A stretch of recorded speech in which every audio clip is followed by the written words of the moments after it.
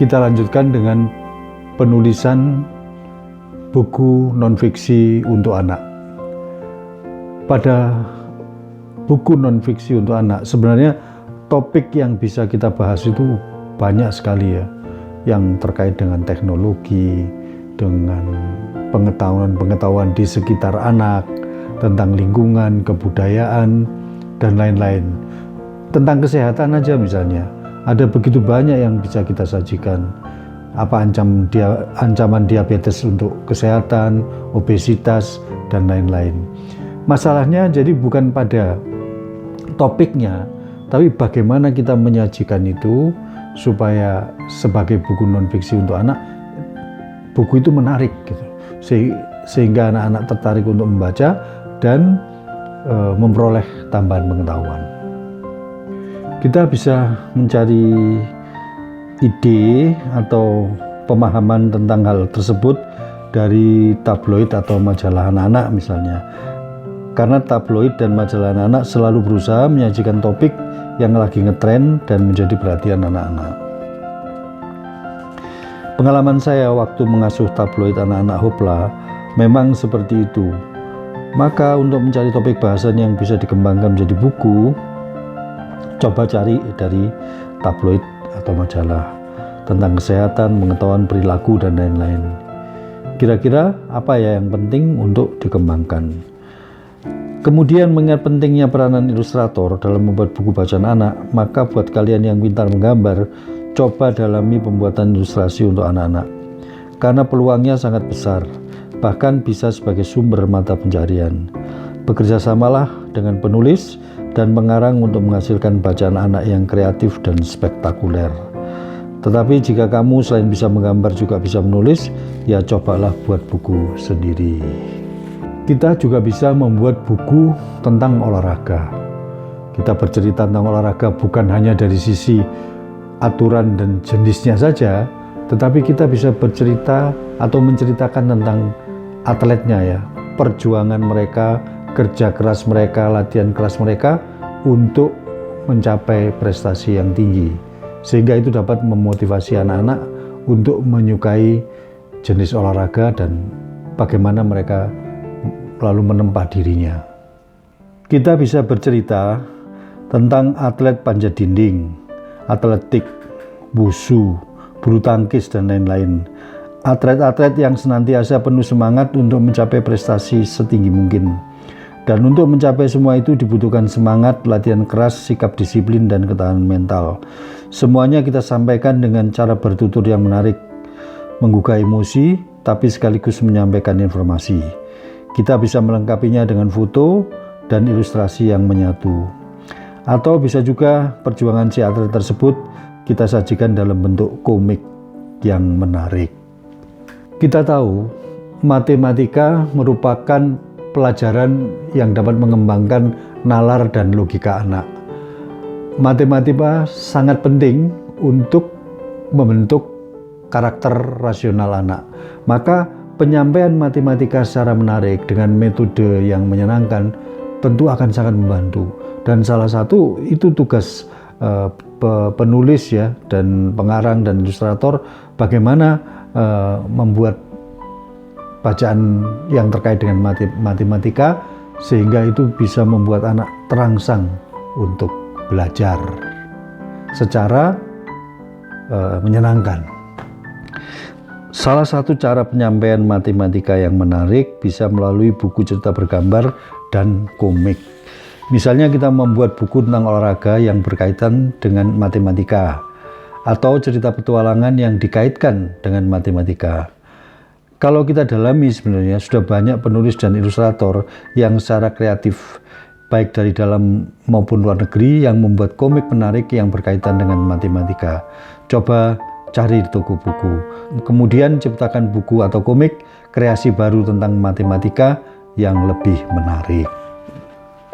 Penulisan biografi itu juga menjadi bagian dari buku bacaan anak ya, yang sudah seperti kita tahu banyak tokoh-tokoh besar yang dibuat menjadi buku biografi untuk anak-anak.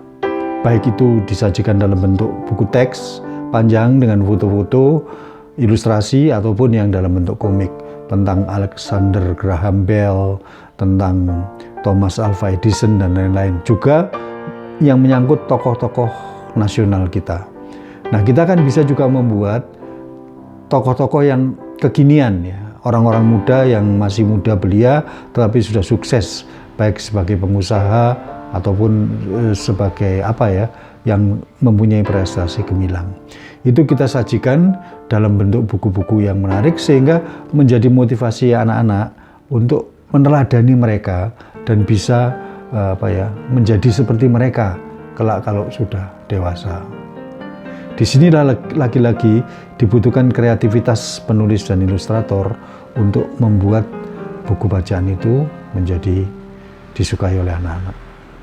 Maka sebagai ilustrator, jangan hanya sibuk membuat komik cerita fantasi, tetapi cobalah bekerja sama dengan penulis, membentuk tim untuk membuat komik non-fiksi yang bermutu. Bisa berupa biografi, bisa berupa komik sains pengetahuan. Kalau kita ke toko buku, kita bisa melihat komik-komik sains pengetahuan, informasi, komik tentang mengelola keuangan, begitu banyak dan diminati oleh pembeli.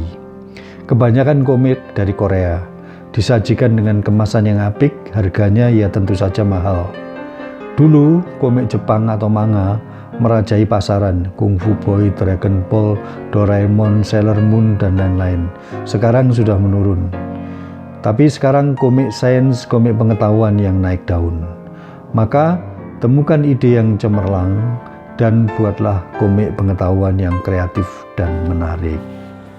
Kita juga bisa membuat buku yang berkaitan dengan sejarah, tetapi bukan buku sejarah, melainkan sebuah peristiwa yang ada hubungannya dengan sejarah, tapi lebih kita tekankan pada kisah heroiknya.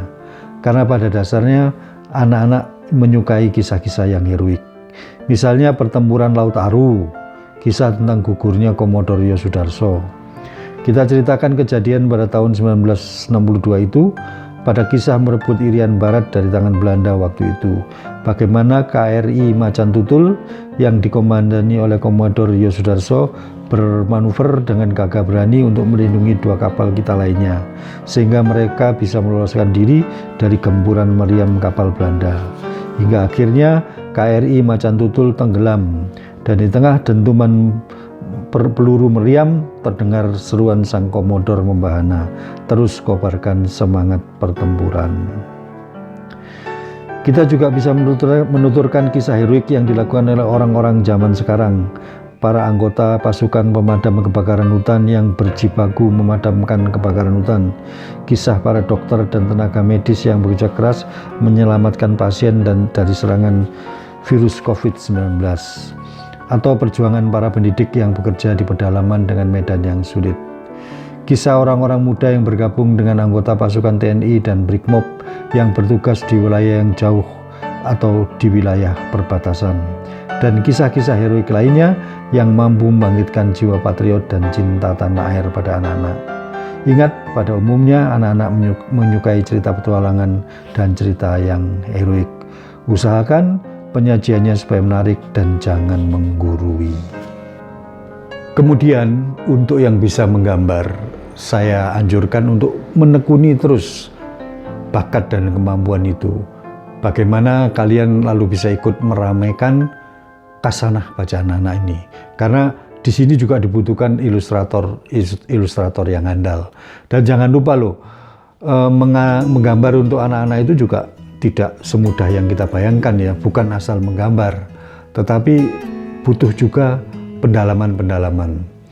Cobalah kalian sesekali berusaha menggambar untuk anak-anak yang kecil ya, bagaimana gambar mereka itu kelihatan tidak simetris, kemudian bengkang-bengkok, tidak proporsional, tetapi enak dilihat gitu. Dan itu mencerminkan memang gambar anak-anak. Maka sesekali perhatikan gambar anak-anak di rubrik yang anak-anak atau hasil lomba lukis dari anak-anak. Bagaimana gambar mereka itu begitu jujur, naif, dan apa adanya. Ini penting supaya kalian makin memahami bagaimana menggambar untuk ilustrasi bacaan anak yang pas. Sampai jumpa.